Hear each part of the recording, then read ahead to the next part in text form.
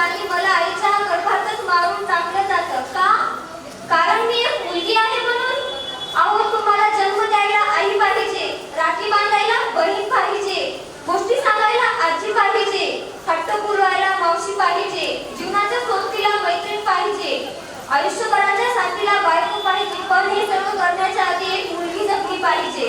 पण हे सर्व करण्याच्या आधी एक मुलगी जगली पाहिजे. का पाहिजे सर्वांना मुलगाच वंशाचा दिवा? तुमच्या वंशाचा दिवा तेवढ ठेवण्यासाठी बाकीची गरज आहे ना? मुलगी म्हणजे दोन घरांचा उद्धार करणारा प्रकाश. मुलगी म्हणजे दोन घरांना जोडून ठेवणारी. आई, मला जन्माला येऊ दे ना ग.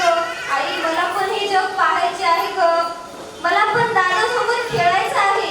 आई, मी तुला त्रास देणार नाही ग. आई, तू मला नवीन कपडे, खेळणी दिली नाही तरी चालेल ग. पण मला फक्त या जगात एक मोकळा श्वास घेण्याचा अधिकार दे ग. आई, मला फक्त एक मोकळा श्वास घेण्याचा अधिकार दे ग. आई, बाबांना सांग ना, चिंता करू नको म्हणावं. माझ्या लग्नाच्या हुंड्याच्या भीतीने जर तुम्ही मला जन्माला येऊ देत नसाल तर आई, मी शिकून खूप मोठी होईन ग. माझ्या पायावर उभी राहीन ग. मी खूप मोठी होऊन अधिकारी बनेन, डॉक्टर बनेन. आई, मला फक्त एकदा जन्माला येऊ दे ना ग. आई, मला फक्त एकदा जन्माला येऊ दे ना ग. आज मुली कुठे कमी पडत आहेत? प्रत्येक क्षेत्रात मुली अग्रेसर आहेत.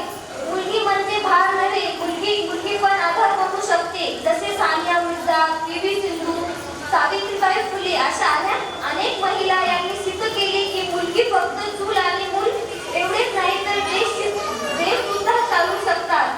का विसरताय? तुम्हाला जन्म देणारी पण एक स्त्रीच आहे ना? शिवाला जन्म देणारी जिजाऊ पण एक स्त्रीच आहे. इंग्रजांशी बेशुद्ध लढणारी राणी लक्ष्मीबाई पण एक स्त्रीच आहे.